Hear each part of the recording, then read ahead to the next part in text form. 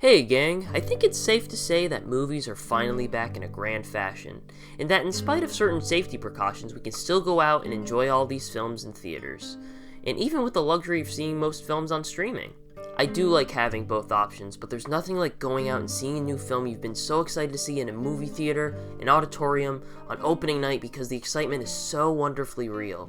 There were so many great films I experienced this year, and I look forward to sharing my top 10 favorite movies of 2021. And since I didn't want to make the list too long in spite of there being a lot of excellent films this year, here are some honorable mentions. But before I get into those, I need to make some things known.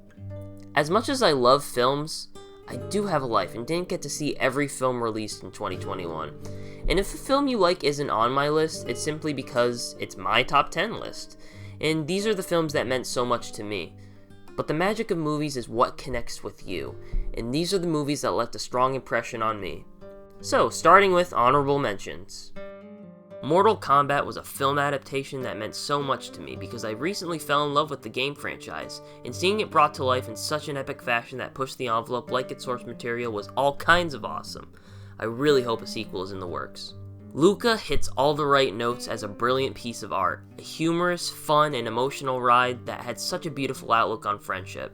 The Suicide Squad was as zany and heartfelt as it needed to be, directed by James Gunn with a phenomenal ensemble in place. One of the best DC movies I've ever seen, on top of Zack Snyder's Justice League. This felt like Snyder's magnum opus that brought this universe to life in such a grand fashion that reminded me how rich the fantasy was in the DC universe. It felt like Zack's love letter to these characters, and I'm so happy he got to make the movie he intended to make because the passion put into this project shows. The Mitchells vs. the Machines was probably one of the most stylistically unique animated films I've ever seen. Not to mention how this was a brilliant coming-of-age film that had a remarkable message about accepting others for their differences and passions.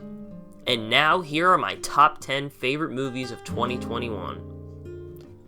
Number 10, Malignant. James Wan is a genius horror filmmaker that I want to keep making movies forever, honestly. He's one of my favorite directors, and I love how he takes a film like Malignant that makes us care for an innocent character like Madison as we experience the horror through her eyes. It's creepy with just the right amount of campiness, and I was completely enthralled from beginning to end due to such originality. I love seeing James Wan always dialing up the insanity of his horror movies to the max, and I always can't wait for his next endeavors, specifically in this genre, but other genre fiction projects are always welcome. Number 9, The French Dispatch. Wes Anderson has always been one of my favorite filmmakers for years. The kind of artistic imagery I always see in his films, including this one, is one of the many reasons why I always make the effort to see his new films in cinemas, and then immediately pick up the Blu-ray. I noticed in his previous projects that he has a love for visual art, family drama, and political issues, and with French Dispatch being a period piece that encapsulated all those story elements, it felt like Wes Anderson's most personal project that went all out with those story elements. And even though the anthology-based structure of his film was unlike his other projects, it did catch me off guard a bit. But upon further thought, this felt like the most Wes Anderson film compared to his previous works. The French Dispatch was a masterpiece. Number 8, Encanto. I love seeing Disney animated musicals alive and well in this day and age, and a film like Encanto is no exception. Of course it's gorgeously animated, but the way the music was used to tell the basis of the story shook me to my core. It was just so brilliant because I love that Disney animated films nowadays are telling stories about the flaws of people in such a relatable manner, and crafting such memorable and iconic animated movies to bring such engaging themes to light. This was an important film in terms of culture, family, and art, and to me, another masterpiece by Walt Disney Animation Studios. Number 7, No Time to Die. I actually watched all the James Bond movies to prepare myself for this film because the legacy left behind by Daniel Craig in all his films will go down as nothing short of terrific. This may be a leap for me to say this, but I can confidently say that this might be the best James Bond film I've ever seen. The action was incredibly visceral, Rami Malek as Safin was an incredibly chilling villain, the romance between him and Madeline is so beautifully done. The finale just absolutely floored me, and I just loved how each Craig Bond film got increasingly more and more emotional, and this film absolutely took my love of the James Bond franchise to a whole new level. What a franchise, what a film, and I always can't wait for more adventures ahead with 007. Number 6, Raya and the Last Dragon. Like Encanto, this again was the case where I felt the themes really left an impression on me, where our main character in Raya was a flawed hero who I deeply cared about. This film was a Disney fantasy epic at its finest, where the lore was incredibly fascinating, the ensemble of characters was beyond delightful, and it was just the heart of the story and main characters that heightened my viewing experiences in ways I can't explain. This film was just pure joy in all the right ways. The look of it was immaculate, and the voice acting was so powerful and at times hilarious. I'm just so glad another film like this was developed by Disney. Number 5, Last Night in Soho. My favorite horror film of 2021 by far, and one I cannot wait to rewatch over and over again.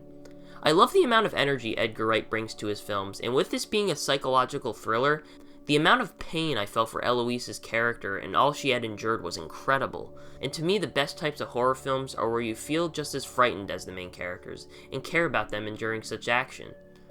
I also thought the 60s period piece angle in the dream sequences were superb. This is one of my favorite historical decades, and to see it brought to life in Edgar Wright's vision felt so wonderfully authentic. And to go along with that, the soundtrack was stupendous, which I may have listened to an unhealthy amount of times. This was another uniquely original horror film released in this day and age, and this reminded me why I love cinema when it's handled with this amount of passion, and another reason why I'll continue to support Edgar Wright's films. Number 4, The Green Knight. Words cannot express how much I adored this film, in that this took fantasy cinema to heights I never thought I'd see. This utilized film in a very visual medium that I connected with so much. The lessons and morals that Sir Gawain learns on his journey led to one of the most satisfying conclusions I've maybe ever seen. The medieval fantasy aesthetic was terrific, the cinematography was spectacular, and I really hope this leads to A24 making more types of genre fiction.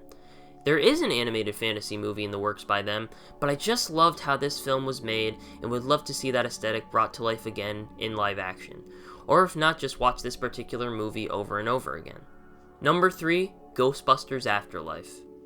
This return to form for this franchise honestly surpassed my expectations. The new characters brought in were just as delightful as the franchise's predecessors from the 80s, and how this film reflected the legacy of this franchise can't be put into words.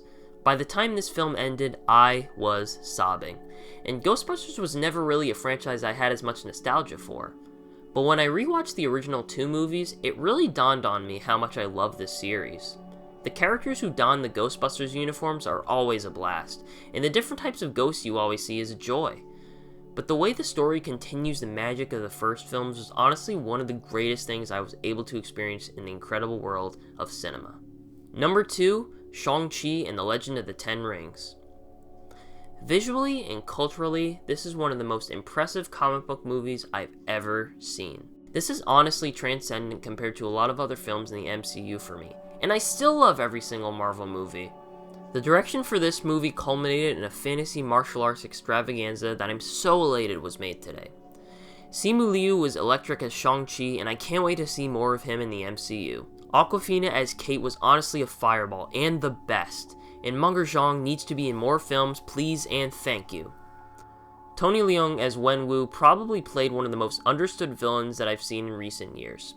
The action sequences were glorious and maybe some of the best in the entire MCU franchise. I just can't get over how incredible the experience was. And that what was so great was that this movie felt like a wholesome Marvel cinematic experience on its own, and it didn't need as much build-up to be enjoyed. Like Guardians of the Galaxy, it took a character and part of the Marvel Universe I wasn't personally familiar with, and made me fall in love with Shang-Chi's story in this gorgeous medium. This is gonna go down as one of my favorite comic book movies, and I still can't wait to watch this one again so many times. And now, my favorite film of 2021 that was years in the making in the history of comic books and cinema is none other than number 1, Spider-Man No Way Home. The anticipation for this film was beyond worth it, and not to mention the experience of going to see this film opening night with an audience might go down as my favorite movie-going experience of all time. The excitement my audience, my friends, and myself had was such a joyous experience that will never be replicated because honestly, this film felt like a dream I never wanted to wake up from. It was a fantasy, because what happens in this movie includes imagery and emotional moments that I honestly never thought I would see as a fan of films, superheroes, Marvel, and of course, Spider-Man. This character honestly means the world to me, but to see him done with such grace, with a stellar performance by Tom Holland, truly left me in awe. And because it's so hard not to talk about spoilers, this next minute will include such, but if you're leaving me here, just know that I had the time of my life with this movie. So not only was it so eye-opening to see these villains from non-MCU Marvel films come together, Charlie Cox come back as Matt Murdock, which, believe me, were all great, but Tobey Maguire and Andrew Garfield reprising these roles again as their iterations of Peter Parker Spidey filled my heart with so much joy. The banter between them was perfect, the brotherhood amongst the Spider-Men, but the emotional journey that this film took Peter on reminded me how much I love this character, and that he's such a relatable human being that's only trying to do the right thing. Even after my first viewing, I knew this was my favorite film of the year, and quite possibly my favorite MCU movie. There, I said it, because of what it did to tribute superhero movies that made me fall in love with cinema and appreciate it on a deeper level.